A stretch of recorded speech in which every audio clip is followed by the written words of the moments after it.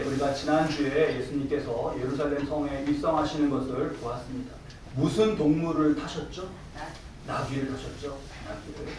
우리가 이제 이렇게 예수님께서 입성하실 때 나귀를 타셨다 이렇게 알면 성경에 대해서 뭐랄까요, 성경 퀴즈나 이런 얘기 나오지 않습니까? 잘 이제 아는 거예요. 근데 이렇게 아는 거는 이제 한 1단계 정도 이렇게 생각하면 다음 단계는 그 나귀를 왜 타셨냐 이거가 되겠죠. 나귀를 왜 타셨냐, 나귀를 왜 타셨을까? 만약에 이게 이제 보기로 이렇게 그런 문제가 있고 보기가 있다면 맞출 수 있겠죠. 우리가 나귀를 왜 타셨나. 1번 좀 편하게 들어가신 분 1번 손 들어보시죠. 2번 뭐 때문에, 3번쯤에 겸손하셔서 이렇게 돼 있으면 3번을 동그라미 탁 치고 OMR 카드에다가도 3번이라고 막 쓸 거예요. 그렇죠? 근데 3번 맞아요? 뭔가 제가 말하는 것부터 뭔가 함정이 있는 것 같지 않습니까? 겸손하셔서 그런 것도 맞는데, 근데 그게 아니라 4번에 가면 말씀을 이루시기 위해가 있습니다. 그러면 답이 몇 번이죠? 4번입니다. 4번. 겸손하시기 위해, 겸손하신 것도 맞아요. 근데 겸손만을 생각한다면 제자들 걸어 들어갔잖아요. 그러니까 예수님도 그냥 걸어 들어가시면 더 겸손하다고 느꼈을 수도 있습니다. 그게 아니라 말씀에 순종하셔서 말씀을 따라서 사시는 삶 가운데 나귀를 타신 거예요. 그러면 왜 나귀를, 예수님이 타신 동물은 나귀, 왜 나귀를 타셨나 이러면 뭐 때문이라고요? 말씀에 순종하기 위하여서. 그래서 이것은 우리의 자세가 되어야 됩니다. 예수님께서 나귀를 타셨는데 그게 오늘 내가 차를 몇 cc를 타냐, 중형을 타냐, 경차를 타냐 이거 결정할 때 나귀랑 막 이게 아니에요. 그러니까 순종이 중요한 거예요. 지난주에 말씀드린 것처럼 이걸 타라시면 이걸 타고 저걸 타라시면 저걸 타는 거예요. 순종 기억합니다. 나귀. 우리 교회 이제 우리나라는 노벨 문학상 작가까지 배출한 나라 아닙니까? 수준이 굉장히 이제 높은데, 제가 만약에 여러분에게 어떤 자리에서 우리 함께 나귀 하시죠 이렇게 표현한다면 이게 뭐 하자는 말이에요? 말씀에 순종하자. 굉장히 문학적으로 표현했는데 잘 서로 들으면 굉장히 클래스가 있네요. 그렇게 순종하며 나아가실 수 있기 바랍니다. 자, 나귀를 타고 들어가셨어요. 그래서 성전 안에서 제일 먼저 가신 곳이 어디시죠? 12절 말씀에 예수께서 어디요? 성전에 들어가사. 제일 먼저 어디에 가셨다고요? 성전에 들어가셨습니다. 예수님이 생애 마지막에 예루살렘 성에 들어가셨고, 예루살렘 성에 들어가셔서 거기서 이제 십자가에 달려 돌아가실 거예요. 그렇죠? 이 생애를 모르시는 분은 거의 없는 것 같아요. 이 생애를. 그런데 이제 더 나아가서 예루살렘 성에 들어가셔서는 제일 먼저 어디를 가셨나? 성전에 가셨다. 이것도 많은 분들이 또 잘 아시는 것 같아요. 그러면 여기서 또 우리가 깊어져야지. 이제까지 알던 것만 알고 다시 가는 게 아니라 더 깊어져서, 그러면 왜 성전에 가셨나? 왜 나귀를 타셨나? 이렇게 궁금증을 가졌던 것처럼 왜 성전에 가셨나? 이것도 우리가 좀 새겨야겠습니다. 처음에 성전에 가셨고 성전에서 뭐 장사하는 사람을 쫓아냈고 이렇게 아는 것에서 더 우리 깊어지는 거예요. 왜 가셨나? 왜 가셨는지를 우리가 잘 깨닫기 위해서 먼저 앞에 말씀을 잘 봐야 됩니다. 10절, 11절 말씀. 자, 10절, 11절 말씀 우리 한 목소리로 함께 읽으시죠. 예수께서 예루살렘에 들어가시니 온 성이 소동하여 이르되 이는 누구냐 하거늘 우리가 이르되 갈릴리 나사렛에서 나온 선지자 예수라 하니라. 온 성이 소동했다. 10절에 소동했다라는 건 다 들떠받고 지금 이가 누구냐 막 이런 것이고, 어떤 사람은 나사렛에서 나온 선지자 예수다, 어떤 사람은 무슨 뭐 랍비 예수다 막 이렇게 들떠 있는 거예요 지금. 그러면 정말 예수님이 참 모르시죠. 여기를 먼저 가셔야죠. 그렇지 않아요? 지금 사람들이 다 들떠갖고 이가 누구냐 막 와구라고 웅성웅성 그러고 있어요. 그러면 예수님 거기를 먼저 빨리 가셔야죠. 자신에게 관심이 쏠리고 기대하고 인기가 좋고 등장만 하면 지금 뭐 다 환호와 막 난리가 날 거 아닙니까? 성전에 가셨는데 예수님이 맨 처음에 이것을 우리가 더 깊이 봐야 되는 건 여길 안 가시고 성전을 가신 거다. 이거를 우리가 좀 잘 봐야겠습니다. 여기를 안 가신 거예요. 그러면 예수님이 사람들에게는 앞으로 절대 영원히 안 가시나요? 가시죠. 그러면 뭐가 지금 예수님께 중요한 거예요? 여기도 가실 건데 성전을 가셨어요, 먼저. 그러면 뭐가 지금 예수님 모습에서 우리가 뭐가 중요하구나 이렇게 깨달아야 되는 거죠? 순서. 여기도 가실 거예요. 그런데 먼저 어딜 가신 거예요? 성전에 들어가신 거예요. 자, 순서입니다, 순서. 예수님의 모습에서 예루살렘 성에 들어가셔서 가만히 예수님의 모습을 보면서 우리가 교훈으로 새겨야 되는 건 순서가 굉장히 중요하구나. 제가 몸 건강을 더 이전보다 그래도 신경 써야 되는 그런 상황이 돼서 운동도 더 열심히 하고 조금씩 추워지니까 막 게을러지려고 그래요. 더 이제 이럴 때 열심히 해야겠죠. 운동도 열심히 하고 식단도 잘 이렇게 신경 써서 그렇게 계속 먹고 있습니다. 식단 먹으면서 정말 중요하게 배웠어요. 아마 아시는 분들도 많이 계실 거예요. 근데 전 이제야 배웠어요. 밥을 먹지 않습니까? 고기, 밥은 쌀이죠. 밥, 고기, 야채 이렇게 있으면 처음에 뭐부터 드셔요? 야채. 이렇게 자기들만 잘 아시고 저는 일단 밥을 한 숟갈 퍼갖고 넣었죠. 그거를 몰랐어요. 아니 저만 그렇게 배웠어요. 우리 가문만 그랬나? 이렇게 밥을 막 퍼고 퍽 처음에 먹어야 되는 거 아니었어요? 밥하고 고기하고 야채가 있으면 밥 먹고 고기 먹고 그러다가 이제 야채는 끝에 좀 이렇게 그게 아니더라고요. 야채를 먹고 그렇죠? 고기를 먹고 그다음 마지막에 밥을 먹는 거예요. 지금이라도 혹시 아신 분이 계시면 이거 절대 새겨야 됩니다. 제가요 피 흘려가면서 이거 체험해봤어요. 뷔페 가갖고 이 순서 밥, 고기, 야채 순서를 먹을 때하고 야채, 고기, 밥 순서를 먹을 때하고 똑같이 먹었거든요. 똑같은 양으로. 근데 찔러서 검사를 해보니까 혈당의 수치가 확 달라요. 같은 거예요. 같은 음식이에요. 똑같아요. 그리고 비슷한 양이에요. 그런데 순서가 달랐는데 어떤 것은 생명을 살리고 어떤 것은 혈당 스파이크가 확 올라가고 혈당을 상하게 하더라. 이겁니다. 이 원리가 이게 원리가 이렇게 영적 원리로도 이렇게 같이 있는 것이 여기에 이렇게 있구나 하는 거가 너무 감사하고 놀랐어요. 재밌었어요. 아니 이거 누가 좀 알려주셨어야지. 저는 저한테는 다 입에 들어가면 똑같아. 안에 들어가면 다 똑같아. 막 이렇게 그런 말씀 해주시고 그런 것만 기억했나 봐요.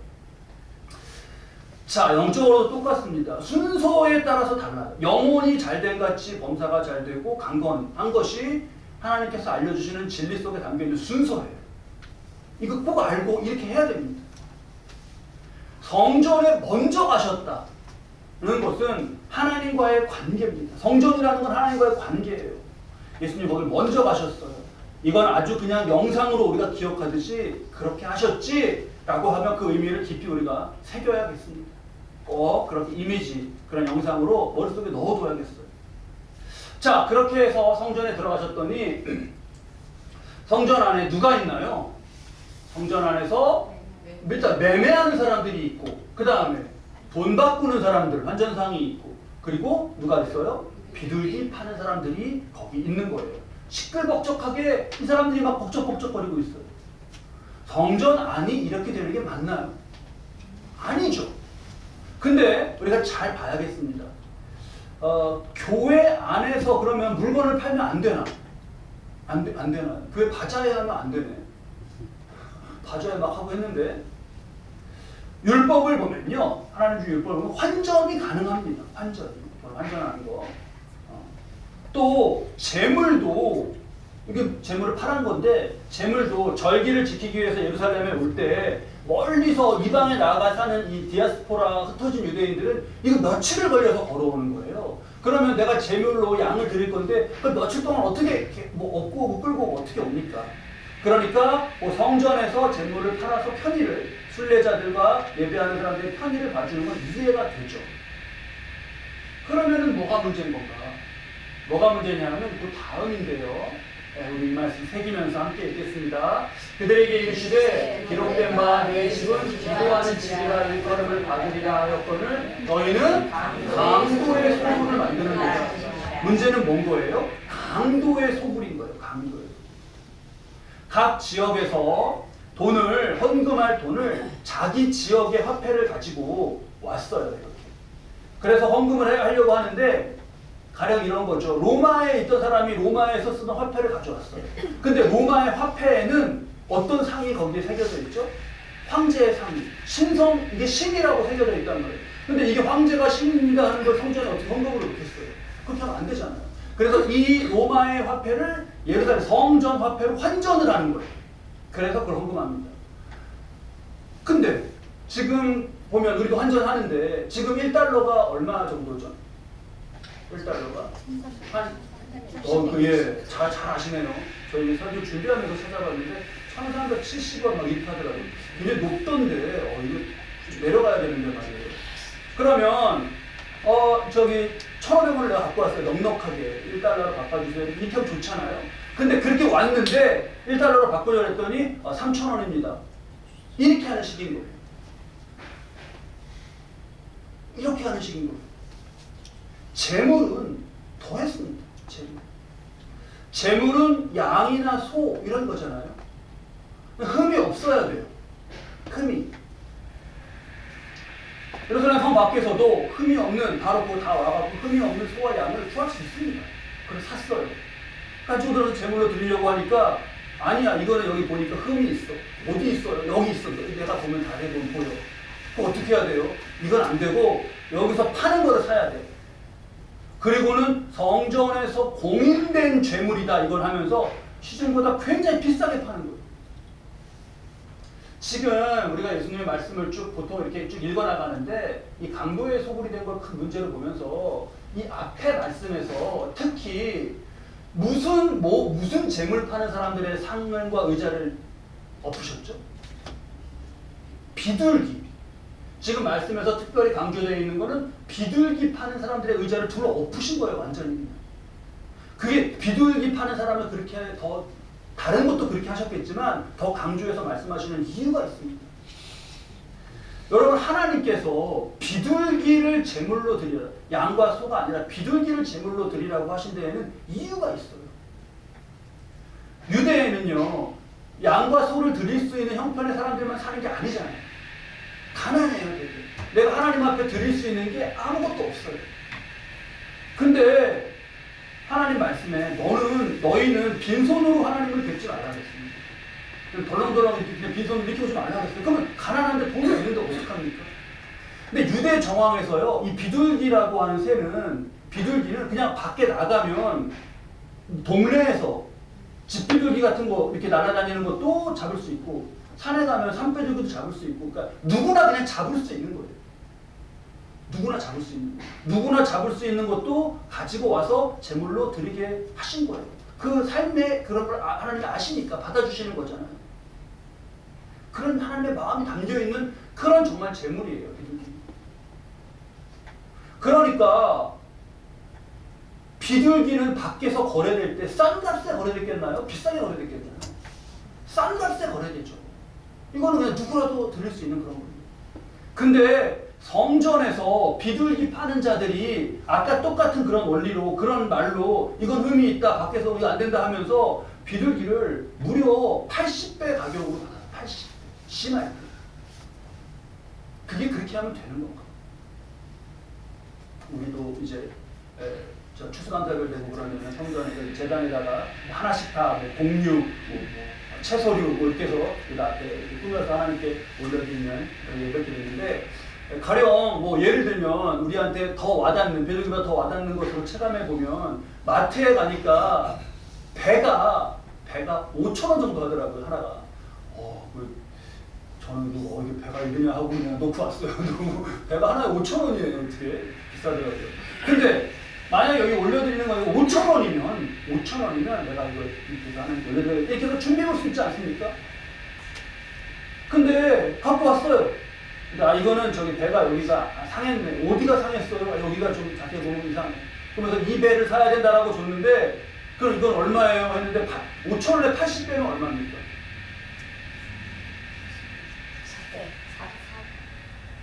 자, 우리 지금 우리 저기 뭐야 비즈니스 하시는 분들이 별로 안 계셔가지고 40만 원이에요. 네. 아니 배 하나 40만 원이라면 사시겠어요? 이 짓을 한 겁니다. 이러니까 예수님이 강도의 굴이라고 말씀하신 게 맞잖아요. 이런 게 어디 있어? 이렇게 어떻게 이렇게 할 수 있습니까? 이걸 성전 기득권에서 이렇게 한 거예요. 아까 우리가 말씀에서 지금 예수님 모습 보면서 순서가 중요하다는 걸 새기고 있죠. 순서가. 유대 사회, 영혼이 잘되고 같이 범사가 잘되고 강건한 거는 한 개인도 개인이지만 유대라는 나라를 놓고도 그렇게 볼 수 있어요. 근데 지금 성전이 이 꼴이라는 거는 영혼이 잘 되는 거예요.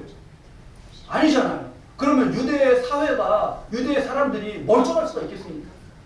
예수님이 오셨을 때, 예수님 우리 마태복음 앞에 말씀 쭉 보고 있는데, 아니 예수님께는 왜 이렇게 어디 가시는 데마다 아픈 사람, 병든 사람, 귀신, 왜 이래요?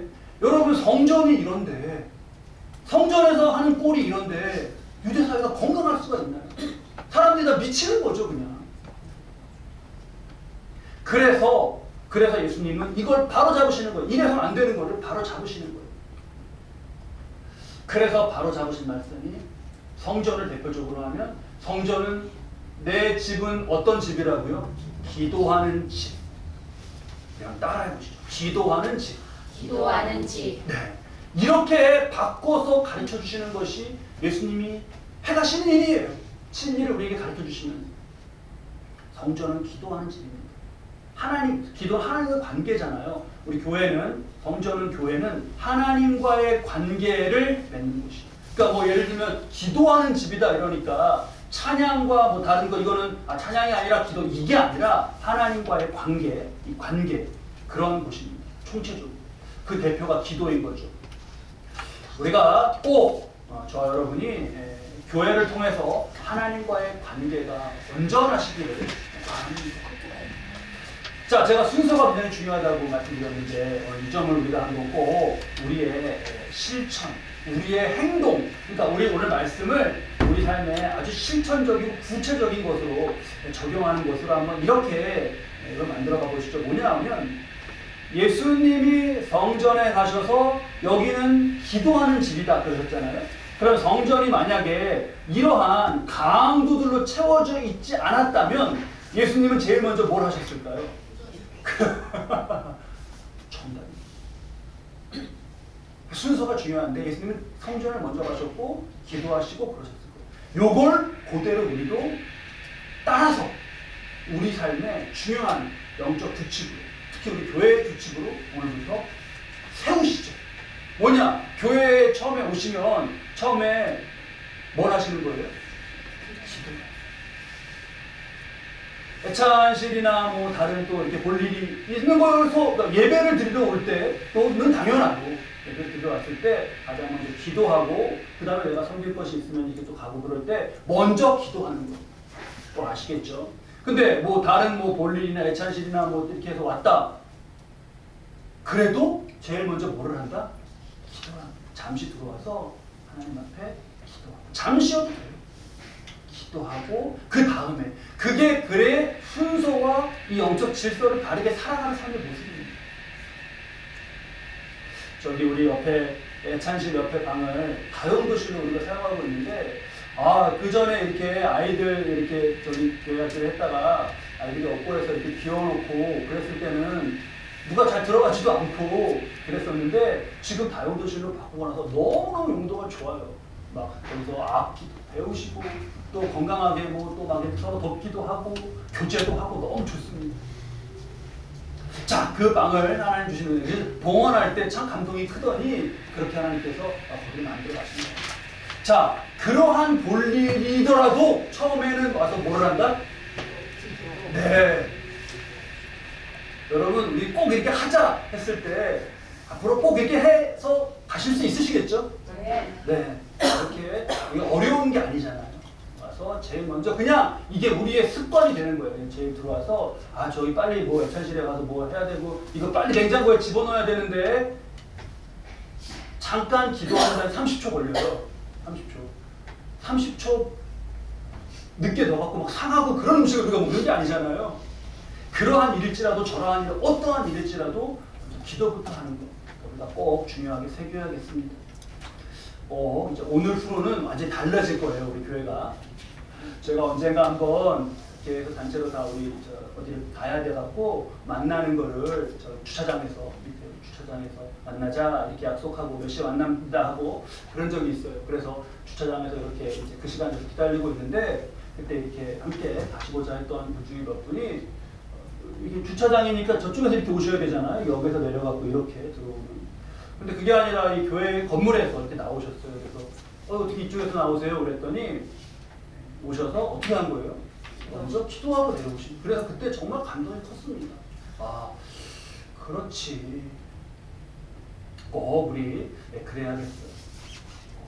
이것이 주님을 따라 살아가는 모습이고요. 교회에 마땅하게, 교회는 하나님과의 관계라고 했는데 그 관계를 바르게 하는 것을 배워가는 중요한 자세입니다. 그러면서 또 저와 여러분 한 사람 한 사람도 성전이에요. 이거 신약 말씀에서 예루살렘 성전만 성전이 아니라 너희 한 사람 한 사람이 성전이다. 그래서 우리도 한 사람 성전입니다. 그러면 내가 하나님과의 관계가 어떤가? 성전으로 되어 있나? 아니면 내가 다른 것, 오늘날 내 속에 비둘기 팔려는 욕심이 있거나 뭐 그러진 않겠죠. 우리가 그 재물이 아니니까. 다른 것이 근데 내 안에 주인으로 강도로 자리하고 있는 건 아닌가 꼭 돌아봐야겠습니다. 여러분 정신없이 일주일을 막 살아가잖아요. 그러면 내가 막 뭐에 쫓기는지 막 해갖고 막 살아가는데 가만히 보면 그게 내 주인이에요. 근데 그러면 안 되잖아요. 어떨 때는요 막 욕심 그러니까 누구 다른 분 말씀드리는 게 아니라 저 자신도 그래요. 막 뭐 어떤 욕심과 뭐에 이렇게 돼갖고 막 그걸 우리 다른 말로 뭐 이렇게 뭐 좋게 말할 수도 있어요. 뭐 어떤 꽂혔다 뭐 이렇게 뭐 그런 표현 있잖아요. 그래서 막 그거 다른 거 생각하지 못하고 이렇게 해가는데 가만히 보면 이게 뭔데 나를 이렇게 주장하며 휘두르나? 이거 혹시 강도 아닌가? 꼭 새겨야 됩니다. 지금 여러분 이 아까 환전상과 비둘기 파는 사람들은 80배의 돈을 이걸 폭리로 이렇게 하면서 그 돈을 누구 주머니에서 지금 가져가는 거예요? 유대인들의 주머니에서 가져가는 거죠. 그러니까 강도예요, 아니에요? 그러니까 강도죠. 그래서 강도인 것도 맞아요. 말이 됩니까? 배 하나에 40만 원을 갖고 산다는 게. 그러니까 강도야. 이 나쁜 놈들. 근데 더 깊이 봐야겠습니다. 그렇게 돈을 뺏어가기 때문에 강도이기도 하지만 이들은 성전 안에서 성전이 되어야 될 모습을 빼앗고 있는 성전의 온전함을 빼앗아서 유다의 범사가 잘 되지 않고 망하게 하는 유대의 강건함을 털어가는 그런 강도인 거예요. 잘 의미가 더 깊게 우리가 새겨야겠습니다. 단지 주머니에서 폭리로 유대인들을 훔쳐가서 예수님이 강도의 도굴이다 이렇게 말씀하신 게 아니라 성전 안에서 가져 있어야 될 거룩을 다 치워버리고 그 성전이 잘 되고 영적으로 잘 되면서 범사가 유대가 잘 돼야 되는 것을 뺏어버리는 강도였던 거죠. 그러니까 이걸 용납하면 됩니까? 안 됩니까? 나도 똑같죠. 내 안에서 그런 것을 내가 용납하면 안 되는 거죠. 이때 예수님이 비둘기 파는 자의 상을 엎으시고 막 다 이러면 안 된다고 하셨을 때 이때 돌이켰으면 얼마나 좋습니까? 근데 그렇게 돌이키지 않았어요. 오히려 예수님을 못 박았죠. 그리고 나서 여기 지금 성전, 성벽 다 어떻게 됐습니까? 예수님이 돌 하나도 돌 위에 남지 아니하고 허물어지리라 그러셨거든요. 그 말씀 뜻이 여러분 무슨 뜻인 것 같으세요? 돌 하나도 돌 위에 남지, 그러니까 완전히 철저히 무너진다는 거잖아요. 완전히 망한다는 뜻이잖아요. 그런 뜻도 맞고요. 진짜 문자적으로 돌 위에 돌이 하나 남지 않을 만큼 무너져 버렸습니다. 신기해요. 어떻게 무너져도 그렇게 무너질까요? 어떻게 그게 역사에서 이루어졌죠? 로마 티투스 장군이 로마군이 와서 로마 성전도 허물어버리고 다 여기 성벽도 허물어버렸거든요. 근데 우리는 지금 은행이 있지 않습니까? 돈을 은행에 넣어놓고 주식도 사놓고 이렇게. 근데 당시에 유대에서는 금은 뭐 이런 거 이거 지금 이거 뭐예요? 배가 아니라 뭐예요? 비둘기 이렇게 80배로 팔고 막 이래갖고 뭐 잔뜩 가졌을 거 아니에요? 돈으로 금으로. 이거 어떻게 보관하죠? 어디다 보관해요? 땅에 묻거나 땅에 묻거나 저기 성벽에요. 성벽에 돌하고 돌이 있으면 그 사이 있지 않습니까? 자기만 아는 틈에다 넣어놨어요. 그게 유대가 멸망하면서 로마 군 사이에 소문이 쫙 퍼졌습니다. 성벽 돌하고 돌 사이에 금 넣어놓고 그리고 다 도망가 그랬다더라. 그 병사들이 어떻게 하겠어요? 돌 다 드러내죠, 다. 그래서 돌 하나 위에 돌 남지 않게 무너졌어요. 이거는 예수님이 이때 만들어 가셨던, 세우시려고 했던 교회 역사, 그렇게 따라갔으면 일어나지 않았을 일입니다.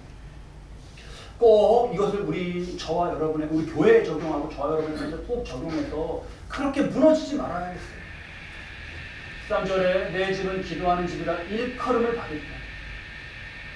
나귀를 타신 것도 말씀에 순종하셔서 그런 거죠. 기도하는 집이라고 말씀하신 것도 말씀이 그런 것을 알려주시는 거예요. 하나님, 예수님은 지금도 우리 안에서 거룩한 영으로 역사하시며 우리가 하나님의 말씀을 따라 살도록 역사하시고 계십니다. 우리 거기에 순종하는 것이고, 우리 저와 여러분 지금 예배드리고 있잖아요. 예배드리고 있는 거죠. 다른 말로 말하면, 예배드리고 있는 이걸 다른 말로 말하면 말씀에 순종하고 있는 거예요. 그렇지 않습니까? 다른 것도, 다른 삶의 자리에서 모든 일도 말씀에 순종이 되도록 그렇게 살아가실 수 있기 바랍니다. 결코 우리가 다른 강도를 여기다가 허락해갖고 나를 하나님의 구원받은 자녀 삼으시고 범사의 잘됨과 강건함을 만들어 가신 하나님의 역사를 빼앗기지 말아야겠습니다. 예수님을 만나서 말씀에 변화되고 울며 회개하고 돌이켜서, 그래서 자신의 삶이 얼마나 하나님 은혜와 사랑으로 채워졌는지 그 간증하는 감정이, 유튜브 이거 아주 너무 또 좋은 선교의 도구인 것 같아요. 유튜브 켜서 간증 들어보면요, 그런 감정이 넘쳐요. 제가 연예인들 잘 모르는데 제가 아는 그래도 분들도 굉장히 많더라고요. 그래서 공통적으로 그러더라고요. 좀 더 일찍 만났어야 됐다, 자기가 막 이렇게. 근데 그분들 이렇게 간증을 들어보니까 되게 처음에 인기를 많이 얻잖아요. 이렇게 인기를. 그게 굉장히 방해가 되더라고요. 인기. 그러니까 아까 예루살렘 성에 들어갔을 때 막 예수님도 그거 있었잖아요. 막 사람들이 그리로 갔어야 되는 거 아닌가 이렇게. 그러니까 막 인기에 쫓기고 막 이러다 보니까 그게 되게 좋은 건 줄 알고 그랬는데 나중에 예수 믿고 보니까 그게 강도였구나, 나한테는. 이렇게 고백하는 겁니다. 자, 이제 우리 말씀을 마치며 내 안에 예수님이 계시는 그런 성전으로 내가 세워질 것인가, 아니면 강도에게 빼앗길 것인가. 이 시작에서, 영적인 차원에서 시작해서 아주 침침하고 볕이 없고 습하고 뼈와 살이 시린 강도의 굴, 그렇게 더 파져져 갈 거냐, 아니면 주님의 영광의 광채, 은혜의 광채, 그것이 머무는 성전으로 우리가 더 복되게 세워질 것입니다. 그것은 우리 마음에 누구를 모시냐에 따라 달라져. 저 여러분 예수님을 모시는 가운데 성전으로서 복되게 세워지고 그것을 기뻐하는 우리의 삶이 되고 우리 교회 될 수 있기를 주님의 이름으로 축원합니다.